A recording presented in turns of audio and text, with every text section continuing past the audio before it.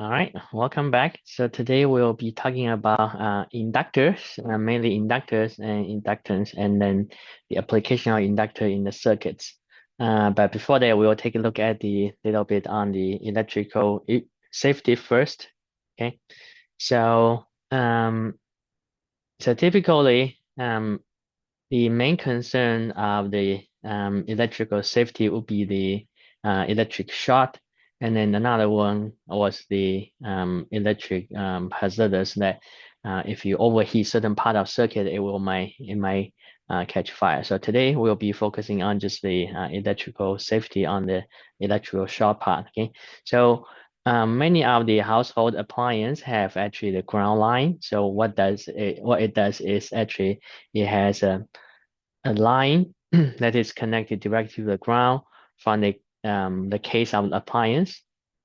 So preventing from if there's insulation problem of the wires with the case of the appliance. So then if you accidentally touch on the surface of the appliance, you might get electrical shock. But with the additional the ground line, then electricity will prefer to go through the ground instead of going through your body to damage your body. Okay.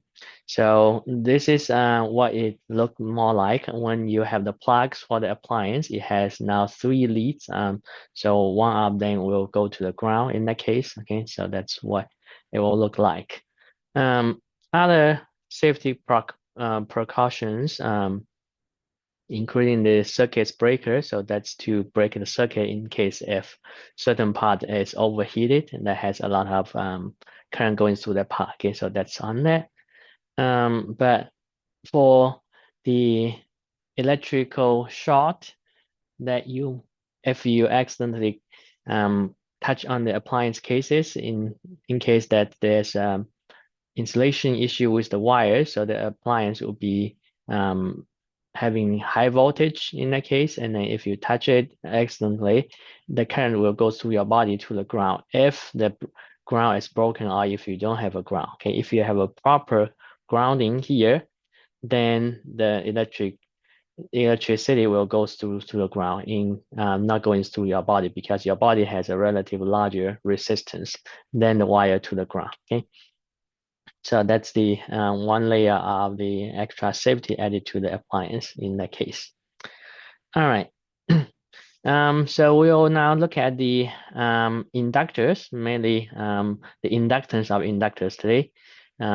So here, if you have a circuit that has a coil in it, a few turns or several turns, sometimes maybe hundreds or thousands, many turns there.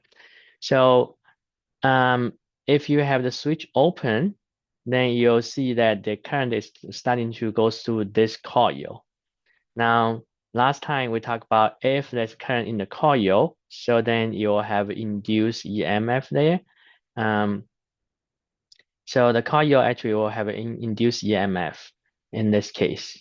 Or actually, it's another scenario here. If you have current going through here, so the coil, you're inside the coil, you actually will have magnetic field produced due to the current through the coil. Okay, so but the coil actually does not like that, right? So according to Lenz's law, that we talk about that if there's a flux, magnetic flux change, the coil will not like that. So you'll actually induce electrical signal, EMF inside here that is opposed to the increase of B field here. Okay, so in that case, so then the current produced by the coil will be in the opposite direction of the current going through the coil if this is increasing. So this coil then acts as if a battery by producing the electricity in the reverse order of this original battery here. Okay, so this thing is called the voltage produced by this coil is then called the back EMF in that case. Okay, so it acts like a just like a battery in that case. Okay, due to the induction of the coil. So the induced EMF, as we know, then last time that's equal to number of turns you have in the coil times the change of flux over the time t.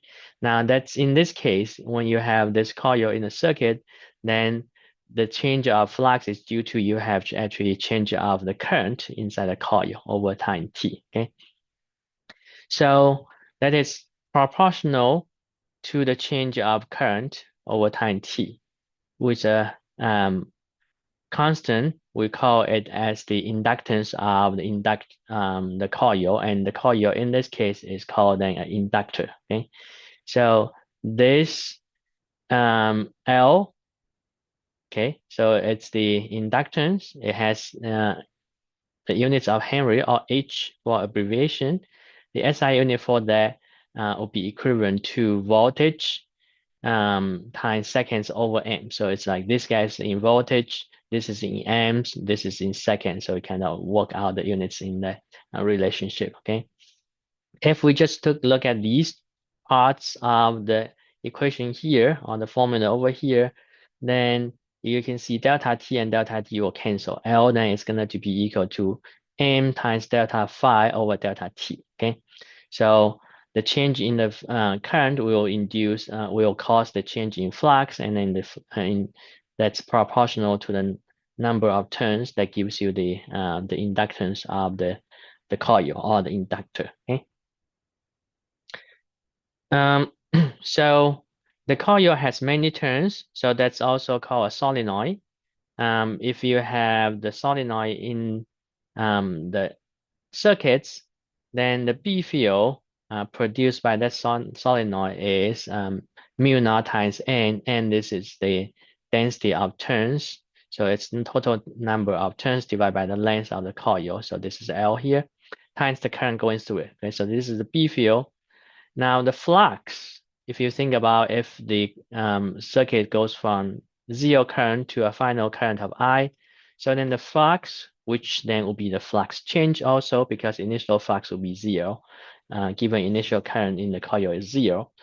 That's equal to N turns of the coil times the B field produced at the end times the area of the coil.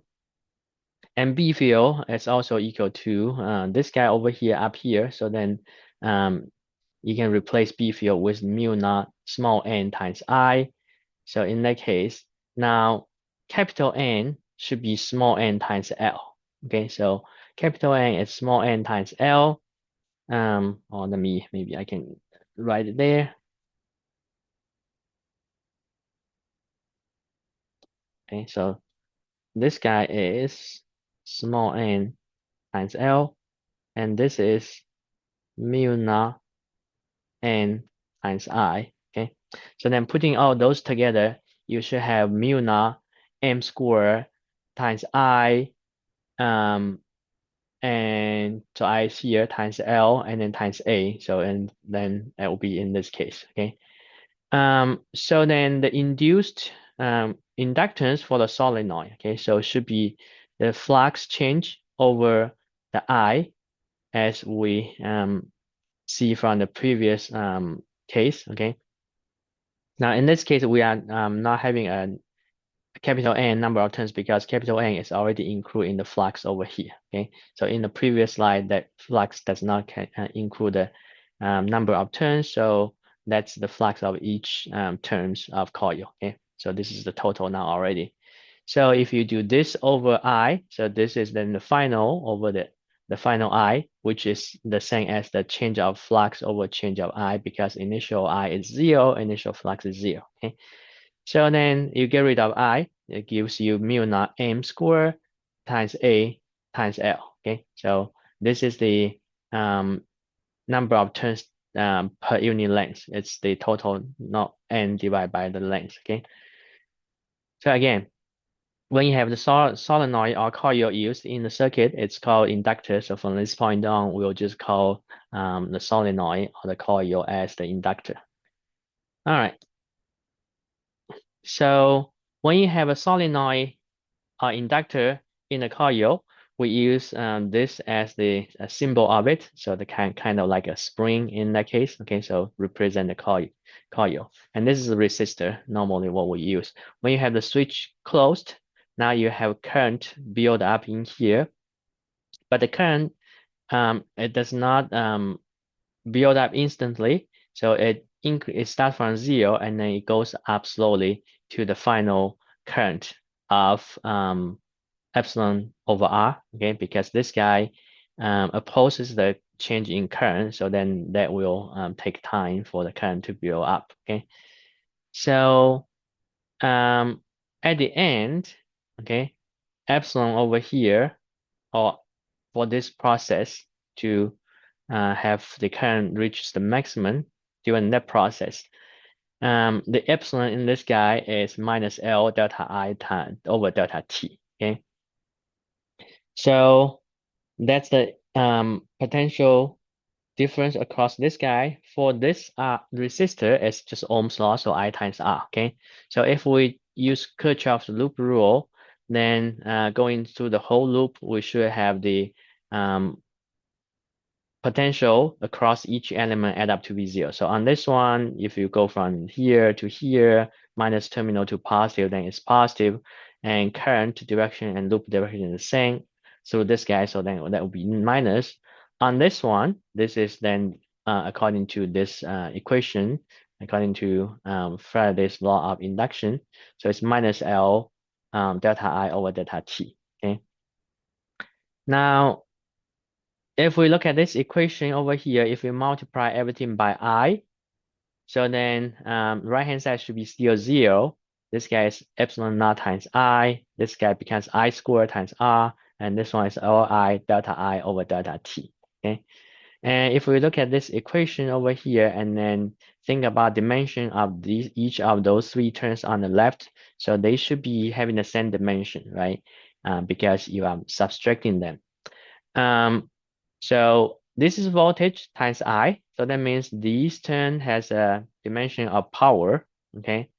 And this is also power because I squared times R, that's the power through the resistor. So that means this Li delta I over delta T is also the power of this other one, okay? Because the dimension should be consistent, okay? So that means Li delta I over delta T is the power delivered to the inductor or the power at the inductor, okay? All right. So now we know power is basically the energy over time delta T, right? So it's change of energy over change of T. So looking at that, then we can see that delta T and delta T actually will cancel out. So then the change in energy in the inductor should be Li delta I, change in the current. Okay, so the inductance times I times changing I.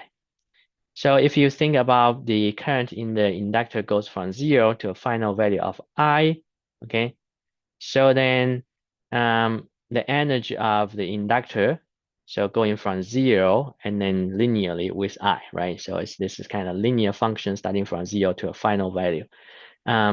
So the overall energy then is the area underneath that linear curve, okay? Or let's see, so your energy, UM, and then your I, right? So U and I as a function is a linear function, okay? So then if you do the final, if you do look at the total energy for this guy over here, then it's the area underneath this curve. So which then will be 1/2 of, so this is final I here, and then here is Li, okay? So so then it's 1/2 of Li squared to be the energy in the inductor, okay? All right. So for the energy in the inductor, so we know that magnetic field is B equal to mu naught Ni. Okay, so if there's a current, there's a magnetic field. And you can write then I in terms of the other terms. So based on this,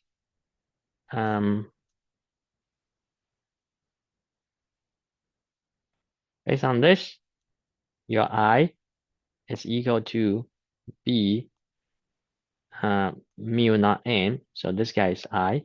Okay. And Also, the inductance for a solenoid or a coil is that guy. So then the energy here, 1/2 L I square. So you take L, the expression down here, I square here. So there's a little bit cancellation here. The m square and n square here will cancel out. You'll have mu naught square in the denominator on from here, but there's a mu naught there. So you cancel out one mu naught in the denominator. Okay. Now the denominator will just have 2 and mu naught, and then the rest will be in the numerator. So b squared and then A times L will go down there. Okay, so at the end, the magnetic the energy stored in the solenoid in the presence of the B field is then proportional to B field square times A times L over 2 times mu naught. Mu naught is a constant number. Okay. So if we look back to chapter 19, when we talk about capacitor in the circuits, so when you have capacitor, then it actually stores energy. So the energy stored in the capacitor, we learned that it has three expressions, either 1/2 Q times V or 1/2 CV square or Q square over 2C. Okay, so the second expression here, 1/2 CV square, is similar to 1/2 LI square in kind of way there. Okay, so when we are having a capacitor, when we have the two plates, capacitance is epsilon naught times A over D, and V inside is equal to the electric field times the separation D. So in that case, the energy stored in the electric field is 1/2 CV squared if we use that second expression from the previous slide. Then it's 1/2 C is this guy, and then E or V is E times D. So you can see that. So D here will cancel the square on the D here. Okay, so you'll have one D there, but E will be squared. Okay, there's 1/2 still down there. Epsilon naught will come over. So then energy stored in the capacitor, or we can call it the energy stored in the electric field here, is actually also a constant number times electric field square, okay, over 2. And A times D, area times the separation. Now the area of the place times the separation, that will give you the volume of the capacitor, okay? So then this is volume. If we do the total energy divided by volume, then we have this smaller u as the energy density because it's energy over volume, okay? So volume is A times D, and then energy is this term over here, copy it down over here. So AD will cancel. So then you have epsilon naught E to the square over by 2. Epsilon naught is a constant, 2 is a constant number, it's a number, okay? So energy density then is proportional to the electric field square, okay? Now, similarly, if we divide by the energy stored in the inductor, which is the energy stored in the form of magnetic field. So energy is that guy that we saw a couple of slides ago, B square AL over 2 mu naught. Now AL is the volume V, okay, it's the area times the length of the inductor. So AL cancel, you end up with B square over 2 mu naught. Okay, so compare to the energy density in the electric field or capacitor. So they are having similar forms. They are both proportional to the field square m times a constant number, or if you like, you can say divide by constant number, doesn't matter, okay? So proportional to the B field square for the magnetic energy density, and then for the electric energy density is proportional to the electric field squared. All right. Let's take a look on one example here. So this one says you have a solenoid which is 1.8 meters long, so L equal to 1.8, and has 450 turns per meter. Okay, so this is a turns per meter, that means it's small m. Okay, so we have to be careful about which quantity is which. Okay, so this guy is L. Oops. This guy is L. Okay, and this is small m. All right. It's asking what's the cross-sectional area. So it's asking for A. If it stores energy 0.39, Okay, so this is the energy, total energy. So that means the energy sub B, and the current is I. Okay, 12. That's the current. So we are given three quantities. We are looking for A. All right. So for the energy stored in the solenoid, if we go a couple of slides back, we can find the equation. So it's B squared times A times L over 2 mu naught, right? So look at the equation, we can see, so we are looking for area. So area is what we are looking for, okay? We have L, we have total energy. This is constant, so we need to find B. So what's B then? B field is equal to mu naught M I, okay? And we do have I, we do have N given. So then we can solve for the area there, okay? So we could probably just plug in B squared in the equation first and then divide for A. Okay, so that's typically what I like to do. So we'll do that. Let's move to another app I have here. So I will actually take the writing a little bit better. Okay, so this is L and this is small n, and this is the energy stored, and this is the current. Okay, so I said that B field actually is equal to mu naught Ni, and the energy in the magnetic field, in the form of magnetic field or in the solenoid, it's actually equal to B squared times A times L over mu naught, 2 mu naught. Okay, and then B squared is this guy square. So this is equal to mu naught square M square I square AL divided by 2 mu naught. Okay, so we can cancel 1 mu naught here with the square. Okay, so A, we can derive for A. So A then equals 2 times the energy in the magnetic field over everything else. Okay, over this guy here, M square I square times that length L. Okay, and then we can plug in the numbers 2 times 0.39 in joules to everything in SI units. Okay, and I'm guessing I'm missing a mu naught there. Okay, mu naught is the 4 pi times 10 to the minus 7, and then n is 450 that need to be squared, and current is 12 amps, and that also be squared, and then small l is 1.8. Okay, so we have everything there, and at the end this gives us about just 1.18 times 10 to the minus 2 should be in the SI units of the area, which is meter squared. Okay, so we have this one then solved here. Okay, all right. So that's that, and we'll go back to the PowerPoint.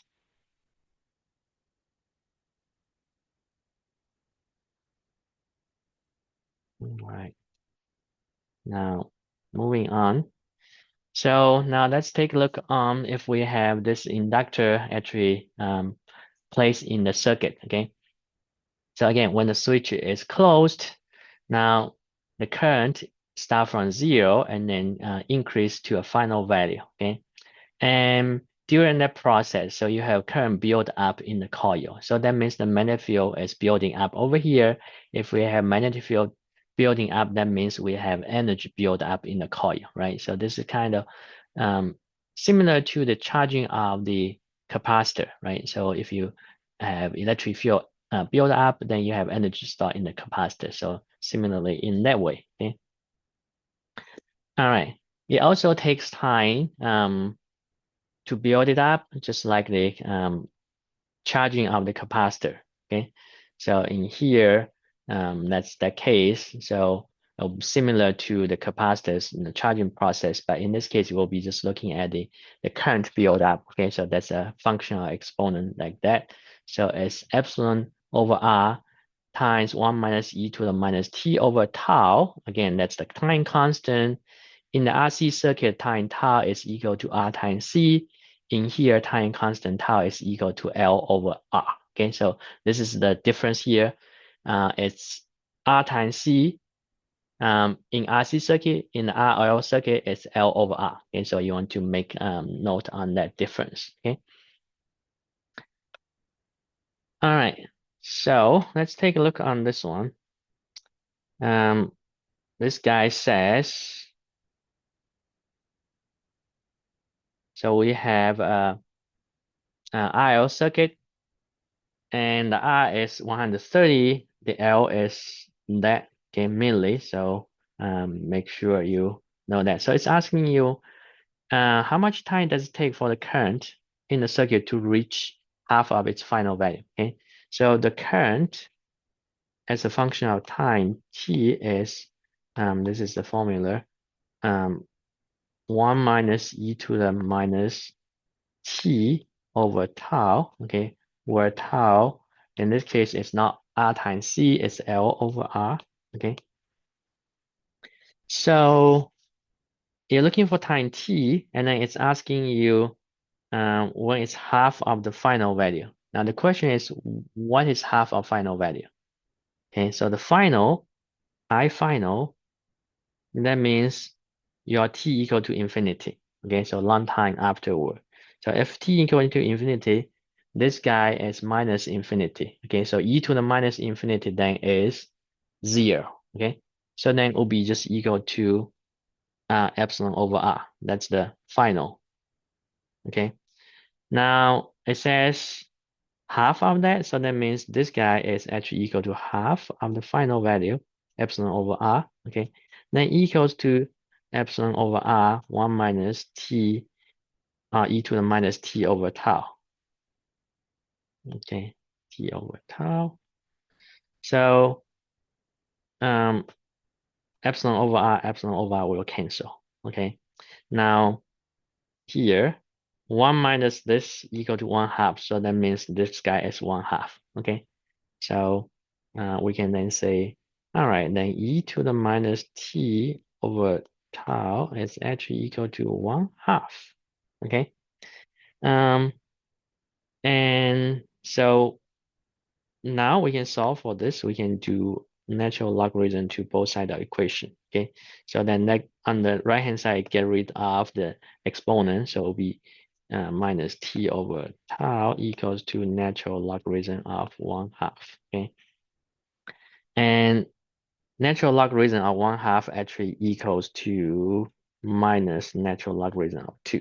Okay, so the minus sign here and the minus sign here will cancel. Okay, so then t that we are looking for is equal to then just tau times natural logarithm of 2. Okay, so that tau is L over R. Now we can plug in our numbers at this point, all L over R, log out 2 first, and then we can say L is 68, right? But milli Henry, so 10 to the minus 3 over R is 130 and times natural logarithm of 2. So that will give you the time just in seconds. Okay, so this tells you this guy is 3 point, let me see, what is this? 3.63 times 10 to the minus 4 seconds. Okay, so that's how much time. Or a millisecond, this is 0.363 milliseconds. Okay. All right. So that's that one. And let's go back there. Now, once we have energy stored in the coil by flipping to 1, then we can actually flip it to 2, so we can now take the energy out of the coil here or the inductor, so then it will be consumed by this element. Okay, so then this is something like a discharging process for the LR or RL circuit. The current will start from maximum value and then it will die out until all the energy is used from the coil. Okay, and that will be this exponential function in exponential decay function, where initial value is epsilon over r.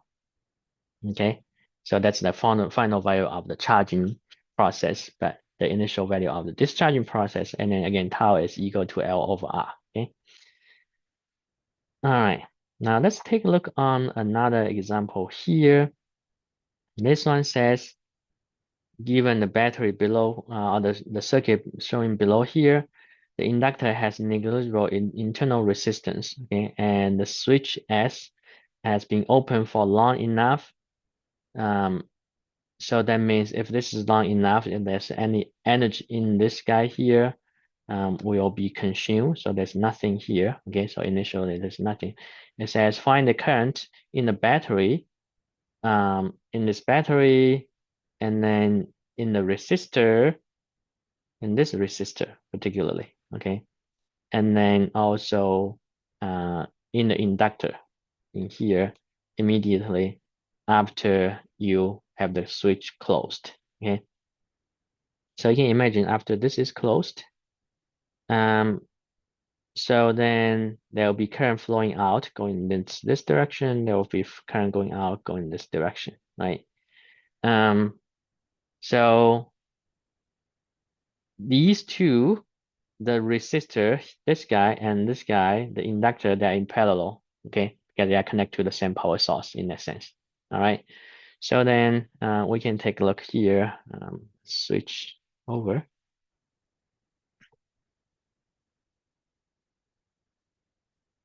All right, so they are parallel, then we can look at them one at a time. Okay, so on the inductor, this guy, I, as a function of t, is epsilon over r, okay, and then 1 minus e to the minus t over tau. So immediately after the switch is closed, that means you are just starting it. So that's t equal to 0, okay?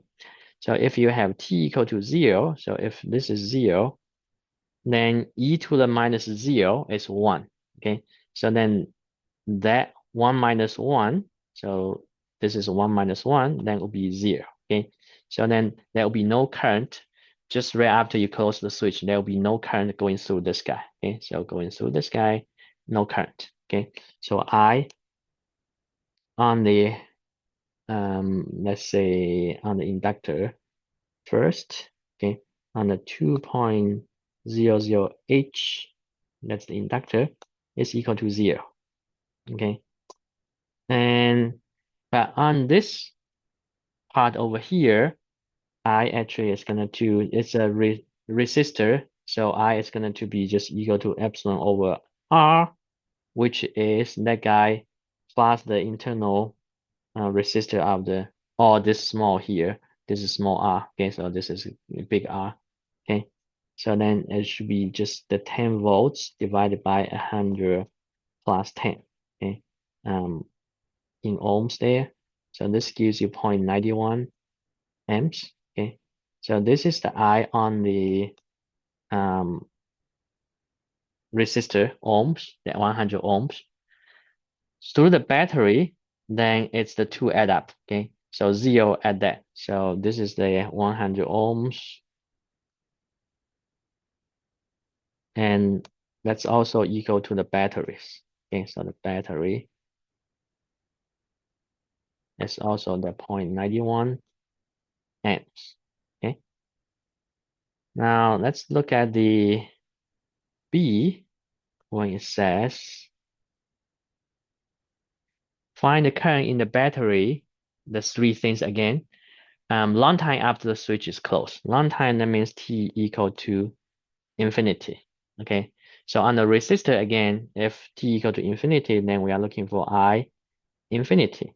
Okay, that's epsilon r 1 minus e to the minus infinity, okay, over whatever tau should be still infinity. Okay, so this whole thing minus infinity, e to the minus infinity is 0.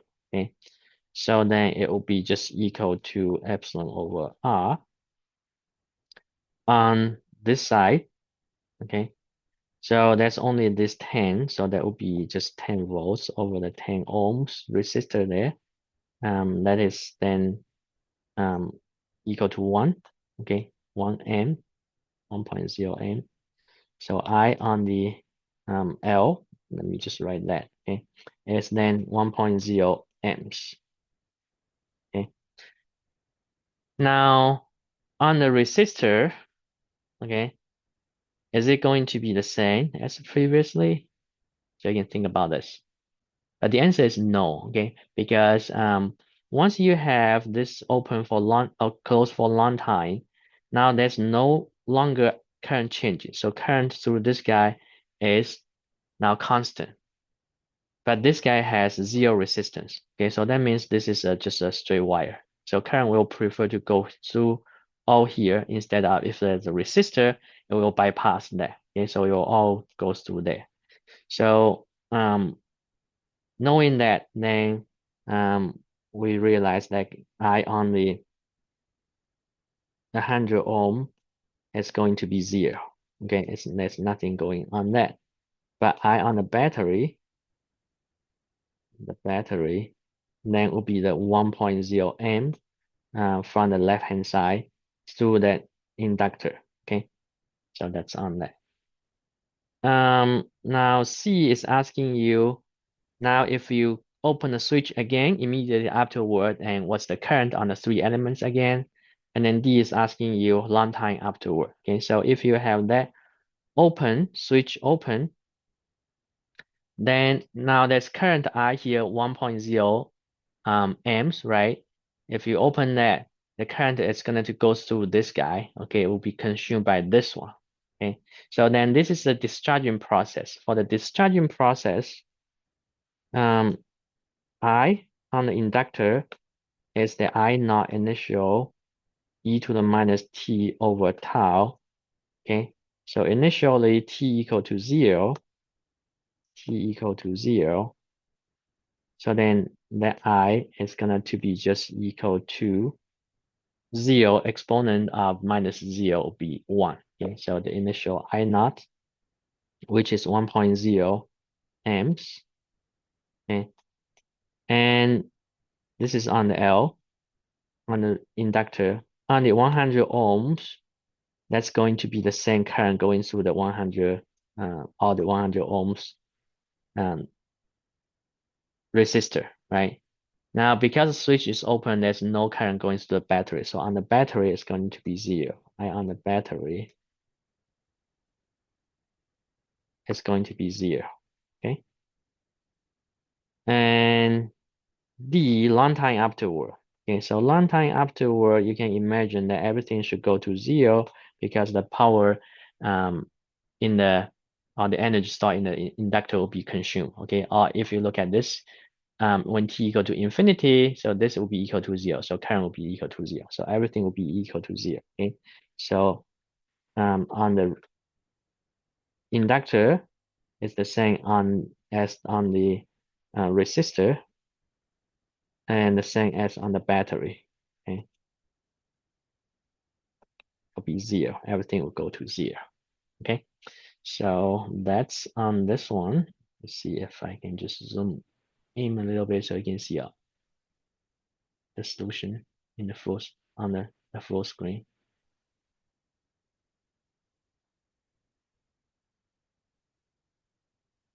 All right, so let's go back and then just quickly summarize what we learned for today.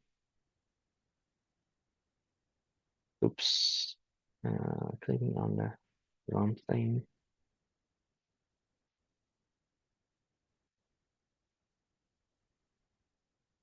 All right, so today we mainly look at the electrical safety briefly. And then most of the time we look at the inductors and the inductance, and then also the inductor in the circuit, which is called an RL circuit when you have inductor and resistors present. Okay, so we'll stop here today, and then we'll come back in next time. Okay, bye.